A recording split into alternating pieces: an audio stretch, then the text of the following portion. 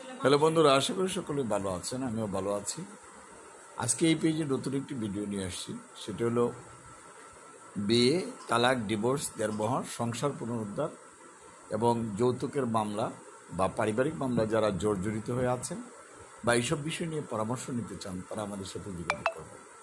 কারণ হচ্ছে, একবার যদি মামলা হয়, সেটা থেকে উদ্ধার পাওয়ার জন্য কোনো অ্যাডভোকেটের নাম্বার সরাসরি কিন্তু পাওয়া যায় না।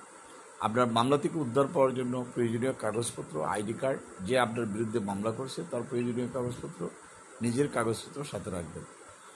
এবং আপনি যদি মামলা পূর্বে হয়ে থাকে তাহলে আরজির কপি বা এফআইআরের কপিটা আপনার সাথে লাগবে। সেটা যদি থানায় হয়ে থাকে থানা থেকে অথবা কোর্ট থেকে উঠাতে হবে।